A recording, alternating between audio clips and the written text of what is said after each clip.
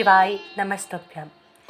सभी शिव भक्तों को सादर नमन। पिछले अध्याय में आप सबने सुना कि किस प्रकार वीरभद्र और महाकाली ने मिलकर शिव की आज्ञानुसार प्रजापति दक्ष के यज्ञ का विध्वंस किया और खुशी खुशी सदाशिव को ये समाचार सुनाने के लिए कैलाश चले गए। चलिए अब इसके आगे क्या होता है और क्यों ये घटनाएं होती हैं, इस प्रसंग को प्रेम पूर्वक सुनते हैं। सूत जी कहते हैं, हे महर्षियों, ब्रह्मा जी के द्वारा कही हुई कथा को सुनकर नारद जी आश्चर्यचकित हो गए तथा उन्होंने ब्रह्मा जी से पूछा कि भगवान विष्णु शिव जी को छोड़कर अन्य देवताओं के साथ दक्ष के यज्ञ में क्यों चले गए? क्या वे अद्भुत पराक्रम वाले भगवान शिव को नहीं जानते थे? क्यों श्री हरि ने रुद्रगणों के साथ युद्ध किया? कृपया मेरे अंदर उठने वाले इन प्रश्नों के उत्तर देकर मेरी शंकाओं का समाधान कीजिए। तब नारद की शंकाओं का समाधान करते हुए ब्रह्मा जी कहते हैं, हे मुनि श्रेष्ठ नारद, पूर्व काल में राजा छू की सहायता करने वाले श्री हरि को दधीचि मुनि ने शाप दे दिया था, इसलिए वे भूल गए थे और दक्ष के यज्ञ में चले गए थे। प्राचीन काल में दधीचि मुनि महातेजस्वी राजा छू के मित्र थे, परंतु उन दोनों के बीच बहुत बड़ा विवाद खड़ा हो गया। विवाद का कारण मुनि दधीचि का 4 वर्णों ब्राह्मण, क्षत्रिय, वैश्य और शूद्र में ब्राह्मण को श्रेष्ठ बताना था, परंतु राजा छू जो कि धन वैभव के अभिमान में डूबे हुए थे, इस बात से पूर्णतः असहमत थे। जो सभी वर्णों में राजा को ही श्रेष्ठ मानते थे। राजा को सर्वश्रेष्ठ और सर्ववेद में माना जाता है, यह श्रुति भी कहती है, इसीलिए ब्राह्मण से ज्यादा राजा श्रेष्ठ है। हे दधीचि, आप मेरे लिए आदरणीय हैं। राजा छू के कथन को सुनकर दधीचि को क्रोध आ गया। उन्होंने इसे अपना अपमान समझा और छू के सिर पर मुक्के का प्रहार कर दिया। दधीचि के इस प्रकार से मद में छू को और अधिक क्रोध आ गया। उन्होंने वज्र से दधीचि पर प्रहार कर दिया। वज्र से घायल हुए दधीचि मुनि ने पृथ्वी पर गिरते हुए योगी शुक्राचार्य का स्मरण किया और शुक्राचार्य ने तुरंत आकर दधीचि मुनि के शरीर को पूर्ववत कर दिया। शुक्राचार्य ने दधीचि से कहा कि मैं तुम्हें महामृत्युंजय मंत्र प्रदान करता हूँ। त्र्यंबकम यजामहे, अर्थात हम तीनों लोकों के पिता शिव, जो सूर्य, सोम और अग्नि तीनों मंडल के पिता हैं, सत्व, रज और तम आदि तीनों गुणों के महेश्वर हैं, जो आत्म तत्व, विद्या तत्व और शिव तत्व, पृथ्वी, जल, तेज सभी के स्रोत हैं, जो ब्रह्मा, विष्णु और शिव तीनों आधारभूत देवताओं के ईश्वर महादेव हैं, उनकी आराधना करते हैं।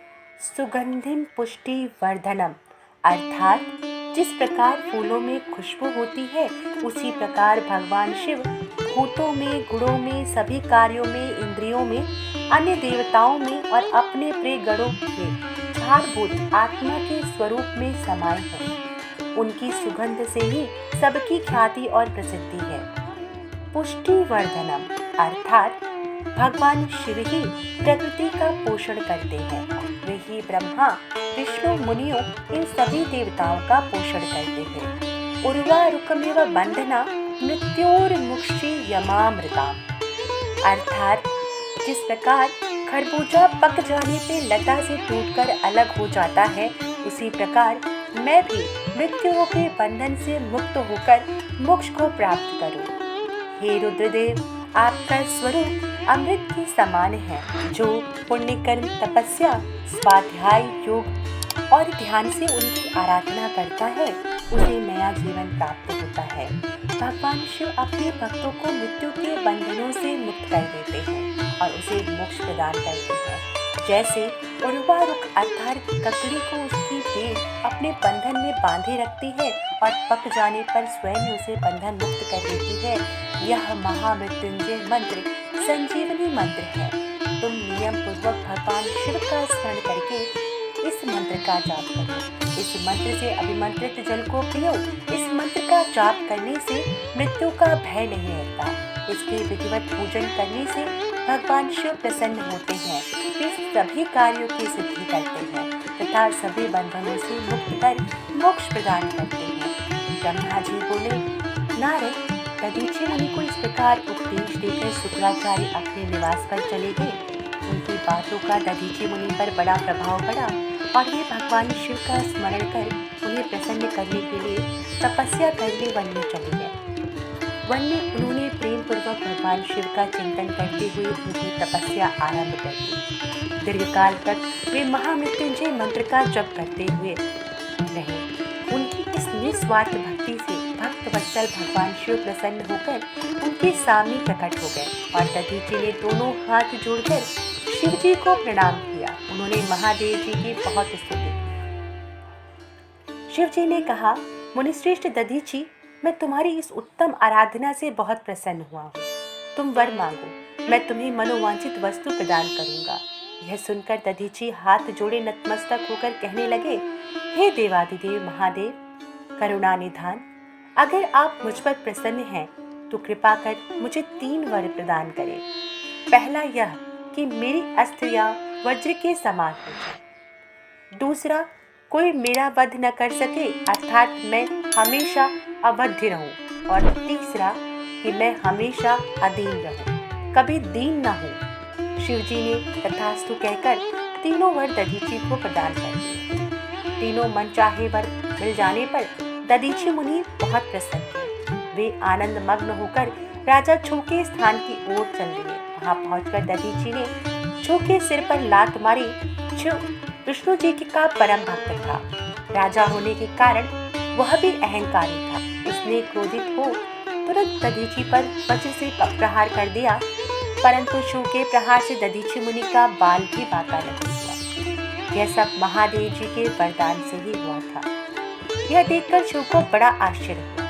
तब उन्होंने वन में जाकर इंद्र के भाई मुकुंद की आराधना शुरू कर दी। तब विष्णु जी ने प्रसन्न होकर शिव को दिव्य दृष्टि प्रदान की। शिव ने विष्णु को प्रणाम कर उनकी भक्ति भाव से स्तुति की। तत्पश्चात शिव बोले, भगवान, मुनिश्रेष्ठ दधीचि पहले मेरे मित्र थे, परंतु बाद में हम दोनों के बीच में विवाद उत्पन्न हो गया।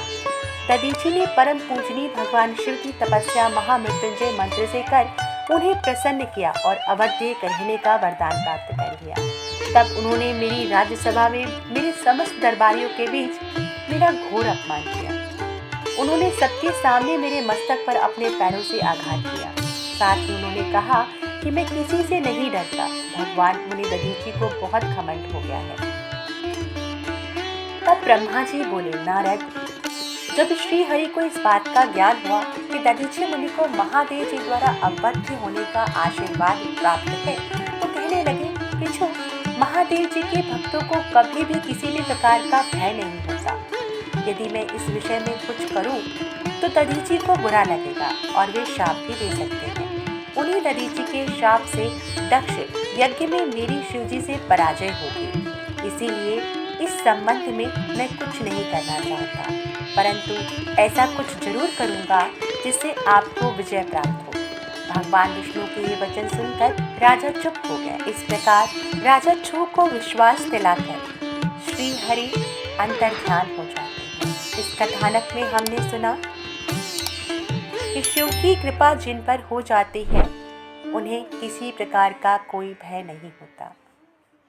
महामृत्युंजय मंत्र के प्रभाव से दधीचि को न केवल अपने अपमान का बदला लेने का मौका मिला, वरन उन्होंने राजा छो को भरे दरबार में अपमानित कर एक नया प्रसंग छेड़ दिया। इसके आगे की कथा के साथ पुनः हम आपके समक्ष प्रस्तुत होंगे। तब तक के लिए शिव की भक्ति में लीन रहिए। शिव को नमस्कार है, शिव शक्ति को नमस्कार है, शिव भक्तों को नमस्कार है। श्री शिवाय नमस्ते।